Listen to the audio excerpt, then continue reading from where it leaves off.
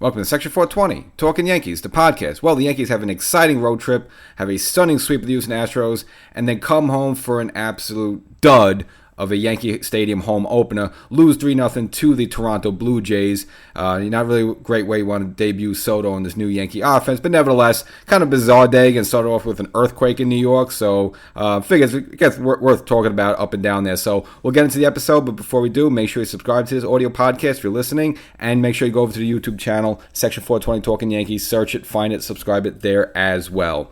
So the Yankees, coming home from that exciting road trip, 6-1. I mean, I think you would certainly sign up for that for the first 7 games of the season and grinded out that final game there in Arizona. Again, it's a game maybe a year or two ago the Yankees lose, but even after blowing a 4-2 lead, find a way to score a couple more runs and pull out of there in that final game, an exciting 6-5 win there in Arizona, and coming home, get a Thursday off, and you're all feeling good about some of the rains we had in New York stopping, and you have this great road trip and a good start of the season, and you're going to have your Yankee home open, you're all excited there, and the offense really gave you nothing here. So, it's just one, I don't say, this is the same Yankee team as last year. No. I just think, they went up against Yusei Kikuchi, who's given the Yankees some problems in the past. It's not exactly they light him up as well. I'll take some positives out of this. I mean, it was good to see Marcus Stroman, who got the ball. He pitched a great game. He went 6 innings. I mean, again, normally he would deserve the win, and he looked like he had no problem handling the Yankee Stadium mound, the Yankee Stadium crowd there.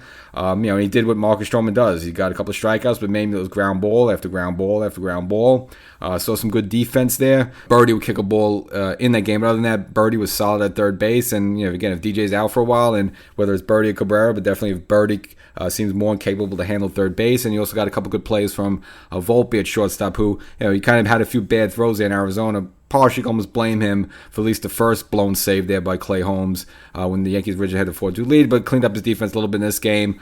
It's really that situation where the Yankee bats really couldn't get anything going, and Kikuchi pretty much had the Yankees shut down, and it was just the Toronto bullpen was just slightly a tick better than the Yankees.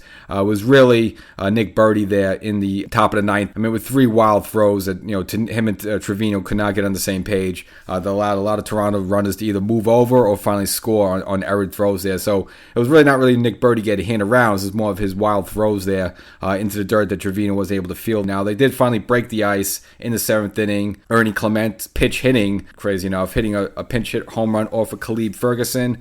The left-hander for the Yankees there, put Toronto up 1-0, and then, of course, as I mentioned before, really Birdie lost the game there in the 9th, just giving up those extra couple of runs. So the Yankees lose that game 3-0, and, it's kind of a ho-hum, opening day there. The crowd is excited for Soto, and Soto debuted get these kind of funky new sneakers, which I guess it's okay with baseball now. It had all these weird designs on it. It had the taxi cab, Statue of Liberty, and according to Paul O'Neill there, they light up there, but you can't really tell during a day game. So I guess that part was exciting. But the game itself was kind of a bit of sleepy. No really great rallies.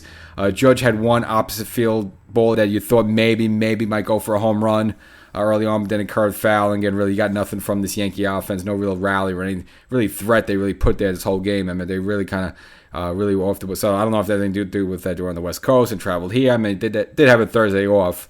But never let the Yankee a little bit flat there. Even at this point, 8 games in, would you settle for 6-2? You would say absolutely yes. So, and I don't think it's really the offense having a problem here. It's just whatever, one game there. I'm not going to put too much stock in it. But I mentioned at the top, it did get off to a bit of a weird feeling because just a couple of hours before the game, as literally the Yankees on the field taking batting practice, I guess the New York, New Jersey area did have a minor earthquake. You hear reports anywhere from 4.7 to 4.8, a little bit of a shake. Me personally, I was out at the time, so I didn't feel it, but again, a lot of people mentioning it, so kind of weird there because I guess it was not dangerous enough where they felt that had any structural damage to Yankee Stadium where they had to cancel the game or anything like that. Now, I wonder if it did have any impact because I looked at the crowd there. It was a good big crowd. I wouldn't say it was exactly a sellout. I mean, there were a lot of empty seats there, so is it possible that some people were traveling to Yankee Stadium, but then after the earthquake news decided they're not going to chance it? There was that situation, I believe, in 1999. That was the old stadium, of course. I believe the Yankees were going to play on Easter there or something on Good Friday, and then a big chunk of the upper deck came down, and people were kind of like, well, that was God mad at the Yankees for playing on a holy day. So were people kind of remembering that and worried about going to the game and maybe the second deck just falls down or something? Possibly. I mean, that could have possibly kept some people away. So it was a decent crowd there, not great, but okay enough. And maybe just because it's against Toronto, not exactly the sexiest of opening day lineups there, but teams to face. But nevertheless, the Yankees take the loss there 3-0. Funny enough, though, even on I guess the final game in Arizona there, I guess the Wednesday game, it seemed like there were a ton of Yankee fans there. Especially when Verdugo hit at the time the go-ahead 2-run home run to make it 4-2. I mean, at least the all-main level looked like all Yankee fans up, screaming and cheering up and down there. So it looked like there were more excitable fans there in Arizona than at Yankee Stadium for the home opener. But probably because, other than the excitement of introducing Soto, there really wasn't much to cheer about the game and kind of put the crowd to sleep there. And then Toronto was able to steal it there at the end. So the home opener, not great this, but hopefully it's not really symbolic for the rest of the season. I don't think it will be. I think it's just one game.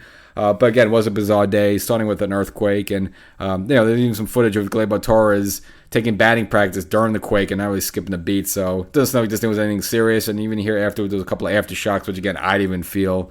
Generally, the New York area is not really known for that. I mean, you get little tremors, but nothing like what they got to worry about there in California there. Oh, and yes, how can I forget? Even before the earthquake, the Yankees got a little mini quake, and that's the news that they're gonna be without Jonathan Loáisiga. Kind of a big blow for the Yankees because they were depending on him. And again, he looked great in that Houston series there. And he was going to be the de facto replacement for Michael King. So now the Yankees are gonna have to come up with some other solutions.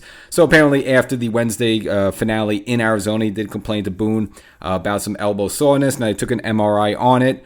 They did see a severe strain. I guess nothing to the point where, it mentioned anything with Tommy John, anything like that. But it's a situation, I guess, they need to shut him down for a while. So he's been diagnosed with a right flexor, they want to call it. Again, it's a big blow for the Yankees. They were going to depend him on a lot. And you look at the first game of the year, they, used him for multiple innings, 2 innings there. That was very, key for the Yankees in that win where they were able to, come back, chip away, finally take a lead. And it was the Yankee bullpen that was better than the Houston bullpen. Well, now they were out that weapon. Now in the short term, and you did see him in this opening game at Yankee Stadium with Dennis Santana, who the Yankees gave a minor league contract to back in the winter. I guess now he's up on the big league. Yeah, and he was in consideration for some of those final bullpen spots. Eventually, they would go to the likes of Clayton Beeter and Nick Burdi. And I guess now with Loáisiga got down, that left the door open. So now Santana gets that opportunity. And he looked pretty decent in the game against Toronto. Had a couple of strikeouts there. I think, Boone tried to go with him a little too far there. And then, of course, that would cause a run to get on. And then, of course, Boone had to go to Nick Burdi. And I just mentioned that before, Burdi just didn't have it. It was throwing wild stuff into the dirt there. And that was really the finish for the Yankees. But Santana technically started that little rally there by Toronto. But overall, I would say his first inning work, Santana was impressive there. So you can't say his stuff that could replace Loáisiga. We just got to see more of him. But the Yankees, again, with a big hole there with Loáisiga. And again, it's a bullpen that's beat up right now because Canley's still working his way back. Really no timetable there. Scott Efros is on a 60-day himself. We don't know when we're going to see him. And, of course, Clay Holmes, as he did in Arizona and has been doing, even though, yes, he's been collecting up the wins and saves, but he really makes you sweat out there, and you don't really feel any sort of confidence at all with him closing your games there. So see what the Yankees are going to do here in the short term. So it's going to be Dennis Santana, but is there a move to be made later on? We'll have to wait and see. Catch you next time.